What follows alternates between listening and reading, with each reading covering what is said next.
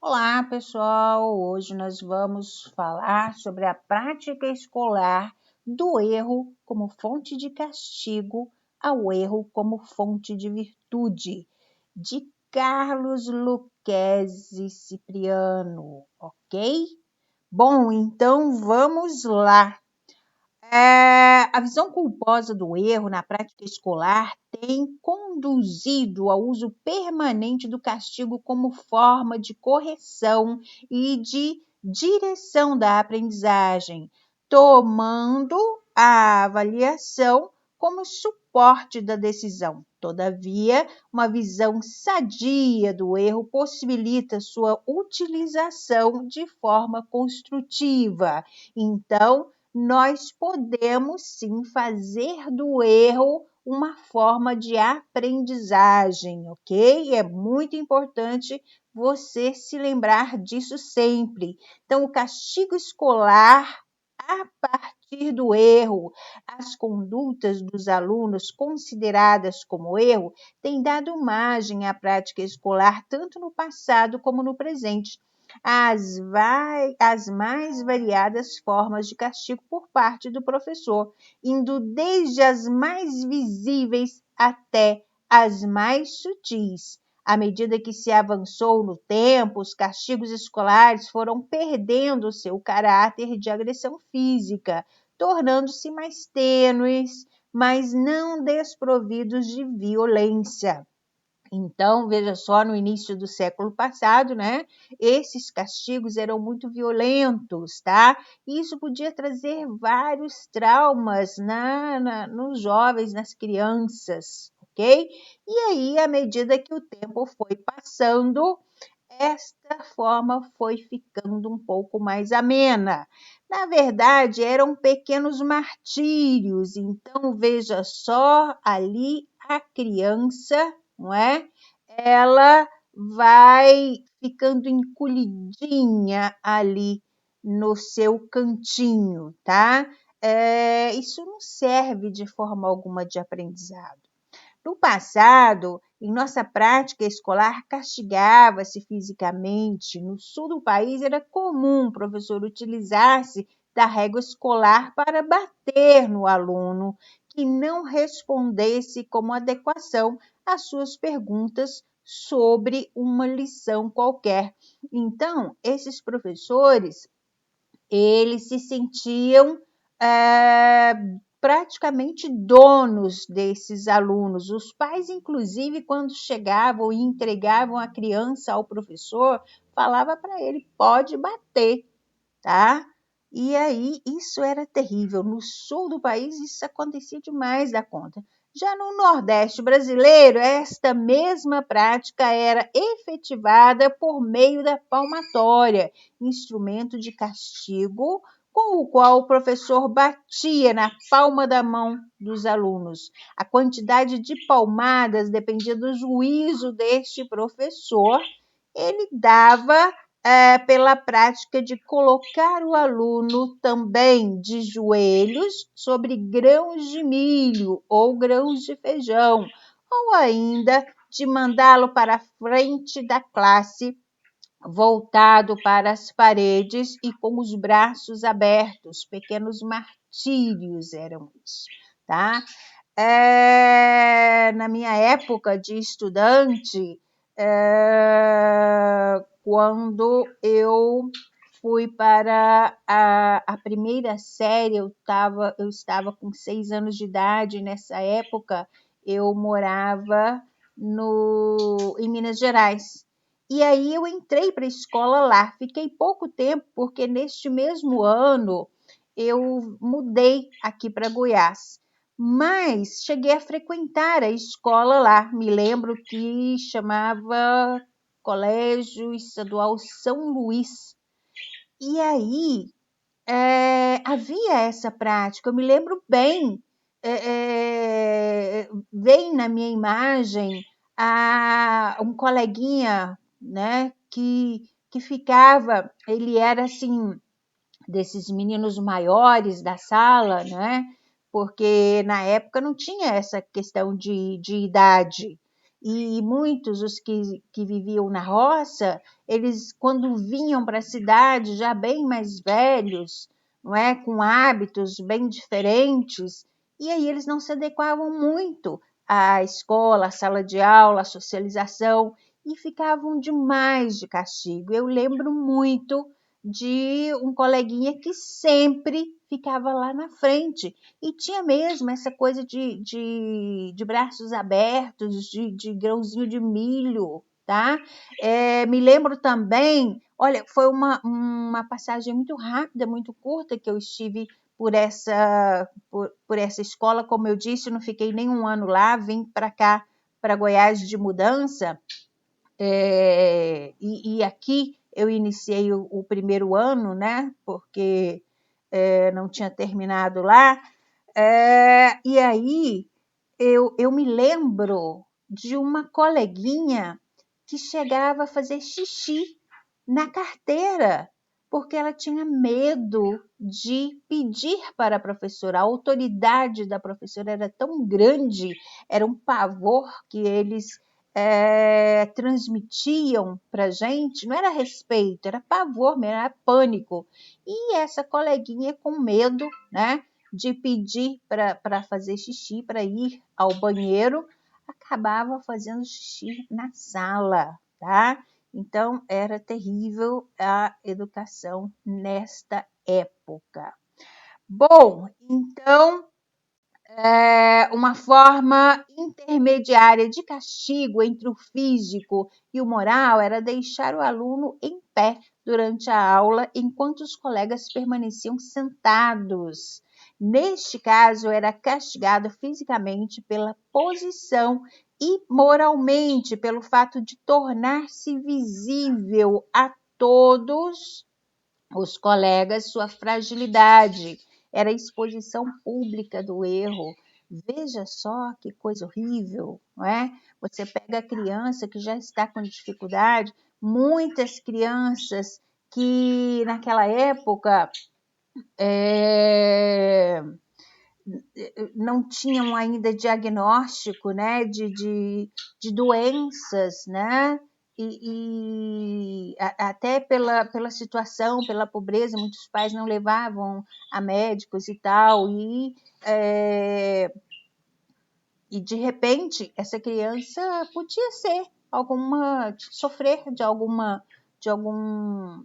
prejuízo da sua saúde, não é?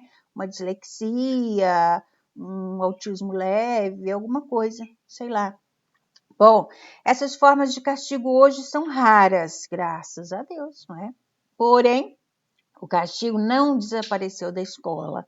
Ele se manifesta de outra forma, que não atinge imediatamente o corpo físico do aluno, mas sua personalidade, tão grave quanto antes, não é? Sendo no sentido que Bourdieu fala em seu livro A Reprodução de uma Violência Simbólica. Bourdieu trabalha muito essa questão do simbolismo, e aí nesse livro, né, fica uma dica aí para vocês de leitura, tá? A Reprodução de uma Violência Simbólica, de Bourdieu. Ele fala muito dessa questão da transferência, na verdade. Não acabou o castigo, mas transferiu, mudou de jeitinho. Tomar muito cuidado com isso.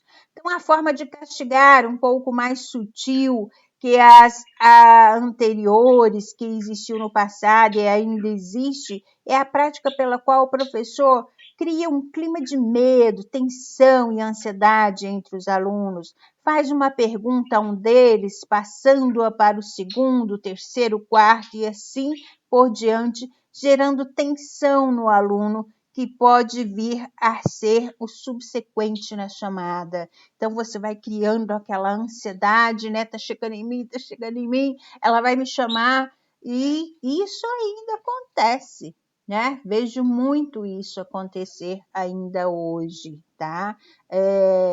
Por exemplo, leituras compartilhadas, às vezes você não está pronto para aquele tipo de leitura, para aquele tipo de chamada, e acaba acontecendo. Então, acaba acontecendo constrangimentos. Isso é muito ruim. Bom, então esta forma de conduzir a docência manifesta-se com um viés mais grave ainda, porque o professor normalmente não está interessado em descobrir quem sabe o que foi ensinado, mas sim quem não aprendeu, para poder expor publicamente aos colegas a sua fragilidade. O professor usualmente prossegue a chamada até encontrar o fraco, aquele que não sabe.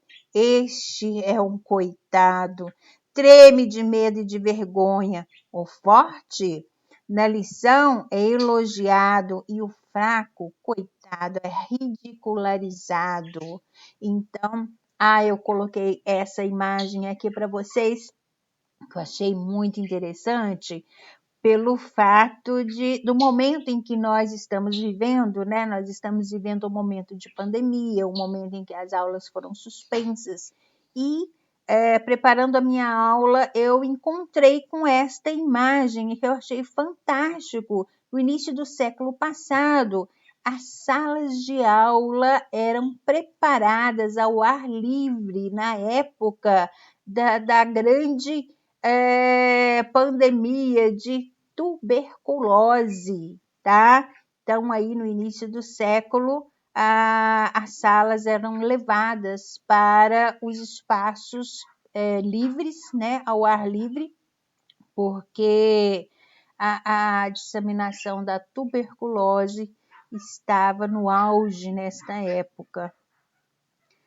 Bom, prosseguindo então, veja só, nós temos aí uma criança completamente constrangida. Existiam e existem também castigos, como ficar retido na sala de aula durante o recreio ou intervalo, entre a aula e outra, suspender o lanche, realizar tarefas extras em sala de aula ou em casa. Gente, suspender o lanche, suspender o recreio da criança. Isso é proibido por lei. O recreio, ele foi uma conquista. Então, não faça isso de forma alguma. Deixar a criança na escola até mais tarde. Olha que coisa horrível de se fazer, tá? Então, uma modalidade diversa de castigo é a ameaça do castigo. A ameaça, às vezes, ela faz tão ou mais mal para a criança. O aluno sofre por antecipação, pois fica na expectativa do castigo que poderá vir e nunca permanente atitude e numa permanente atitude de defesa. Às vezes, a criança está tão ansiosa, o castigo vai chegar, que, na verdade, ela não se abre ao aprendizado, que é o importante, tá? Então, a tensão é tão grande que cria um bloqueio nessa criança. Então, são as ameaças de futuras repressões, caso os alunos não caminhem bem nas condutas que devem ser aprendidas, sejam elas cognitivas ou não. Vejam só, aí nós temos uma outra criancinha, né? Já com um olhar distante. Então, as atitudes ameaçadoras empregadas repetidas vezes garantem um medo, a ansiedade, a vergonha de modo intermitente, a postura corporal de defesa que o aluno adquire, manifestada pela dificuldade de respirar enquanto fica na expectativa de ser o próximo da chamada, é uma expressão clara dessa tensão. A respiração presa parece um antídoto possível contra a catástrofe que está para desabar sobre ele. Pela forma, mantém-se permanentemente o medo, a tensão e a atenção limitada, mas atenção. E a que preço? Porque veja só, a criança que passou metade do dia na escola, sendo repreendida, sendo ameaçada, com vergonha, né, dos seus colegas, ela adquire uma postura corporal completamente diferente, retraída, e aí, ao chegar em casa, ela ainda corre o risco de apanhar dos pais, porque se você ficou de castigo, é porque você mereceu. Não é? Então, os pais no início do século tinham essa postura. Infelizmente, ainda tem pais que pensam dessa maneira. A gente está falando do início do século, mas a verdade é essa. Infelizmente, ainda tem pais que agem com essa brutalidade. Tem pais e mães que ainda matam o seu próprio filho, né? Então, veja só, essa criança sofre 2 vezes, sofre 3 vezes, sofre por antecipação, sofre quando a professora chama, sofre ao chegar em casa, porque aquela tensão da escola veio junto com ela para dentro de casa, tá? E aí, o que você vai fazendo? Você vai sufocando essa criança, você vai matando os sonhos dessa criança. Então, nós temos que tomar muito cuidado com isso, porque nós não somos médicos que trabalhamos com a vida e com a morte, mas a nossa responsabilidade é muito maior, porque nós trabalhamos com sonhos e nós não podemos destruir o sonho das nossas crianças, ok? Temos que tomar muito cuidado com isso.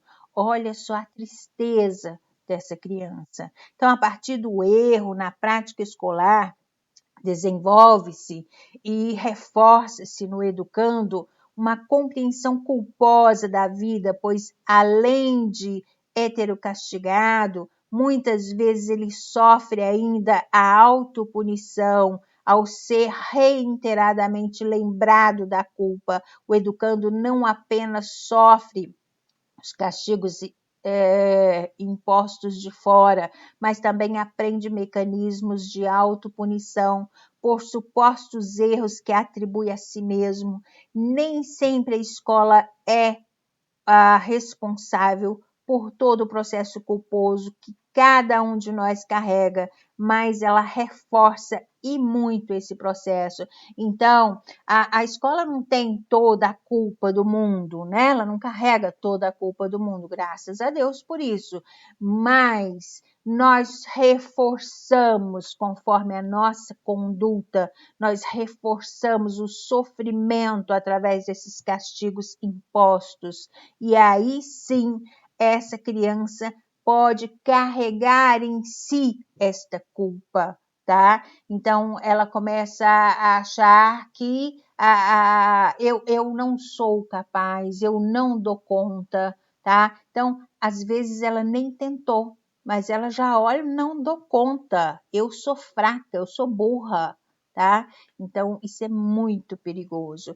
Quando um jovem não vai bem numa aprendizagem e diz, poxa, isso só acontece comigo, o que é que está expressando, se não um juízo culposo e autopunitivo? Na juventude atual, inclusive, tem um outro gesto de autopunição, eles começam a se marcar, né, a se cortar, tá?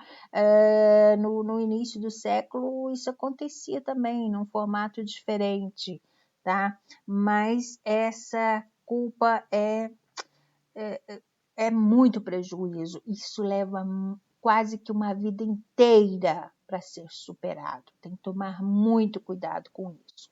As razões, então, do uso do castigo. Então, a razão imediata e aparente do castigo decorre do fato de o aluno manifestar não ter aprendido um conjunto determinado de conhecimento, uma sequência metodológica ou coisa assemelhada. Porém, a questão do castigo é muito mais profunda. A ideia e a prática do castigo decorrem da concepção de que as condutas de um sujeito, aqui no caso o aluno, que não correspondem a um determinado padrão pré-estabelecido, merecem ser castigadas a fim de que ele pague o seu erro e aprenda a assumir a conduta que seria correta.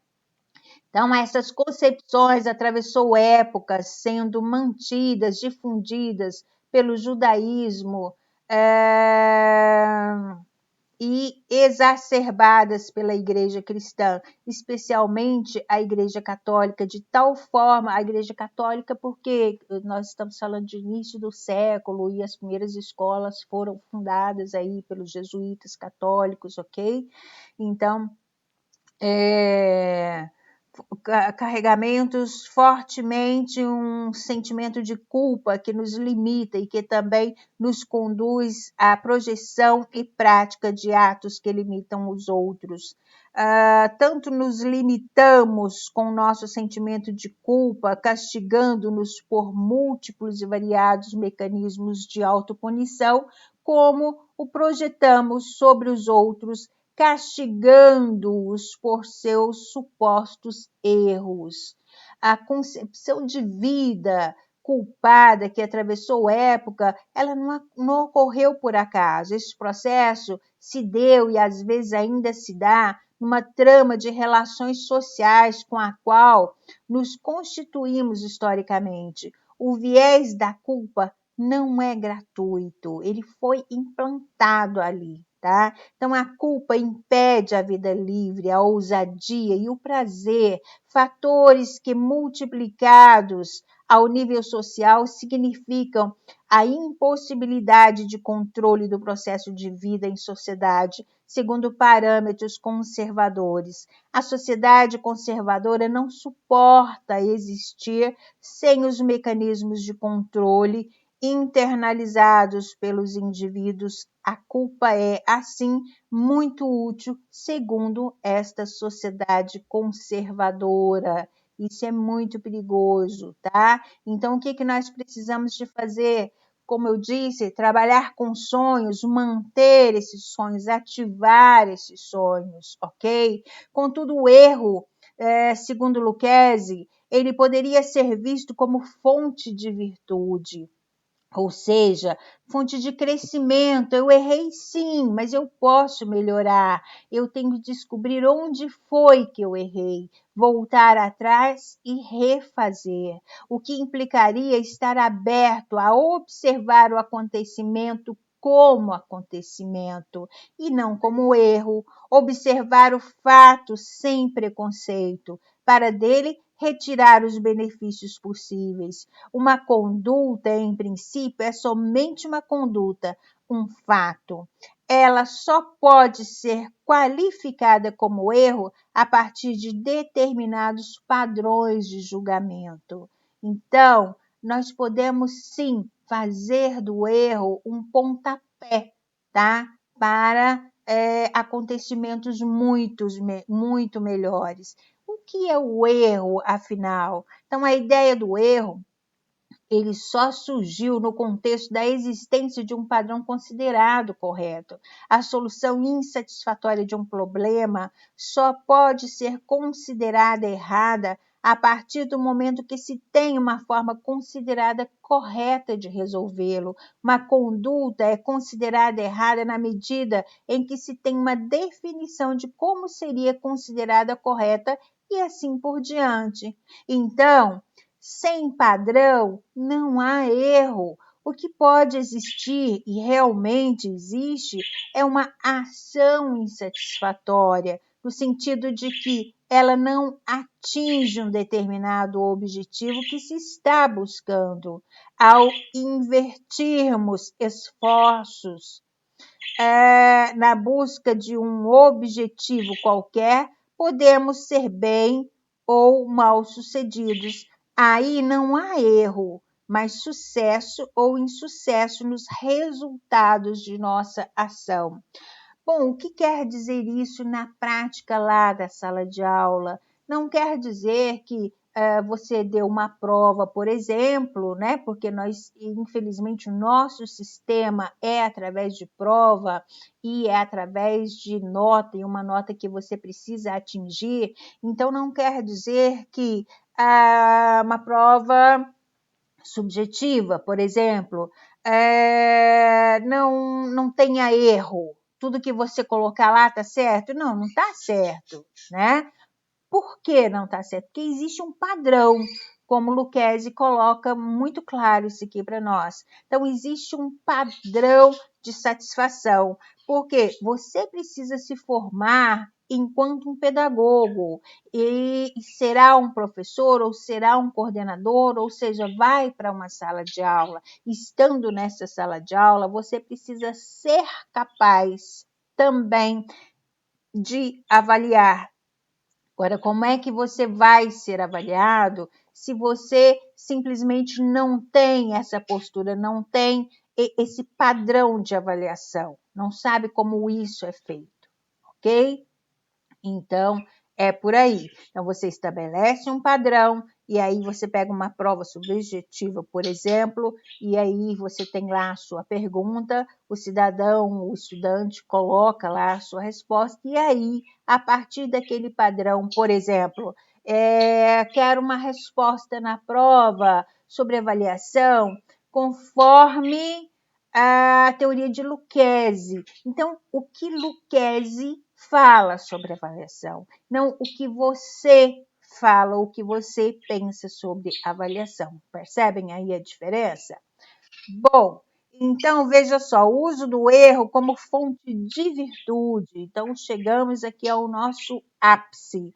Tanto o sucesso ou insucesso, como o acerto e o erro, podem ser utilizados como fonte de virtude em geral e como fonte de virtude na aprendizagem escolar. No caso da solução ou mal sucedida ou bem sucedida de uma busca, seja ela de investigação científica ou de solução prática de alguma necessidade, o não sucesso é, em primeiro lugar, um indicador de que ainda não se chegou à solução necessária e, em segundo lugar, a indicação de um modo de que, como não se resolve esta determinada necessidade.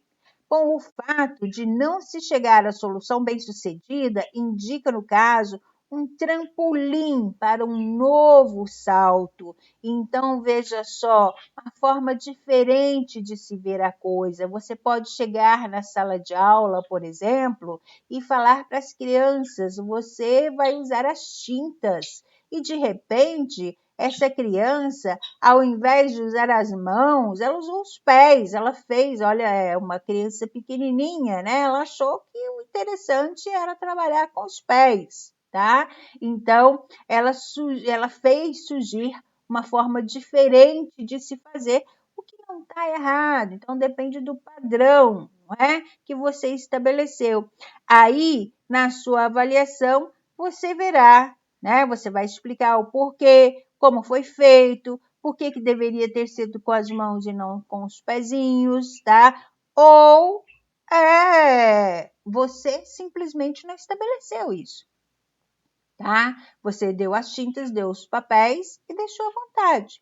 Façam a sua pintura. Então, você não tem o direito de cortar essa criação, essa criatividade da criança, se você não estabeleceu antes este padrão, ok? Isso é muito legal para que a gente prossiga aí no nosso crescimento. Eu espero muito que vocês tenham gostado, tá? Vou deixar uma atividade na nossa sala. Até mais. Força!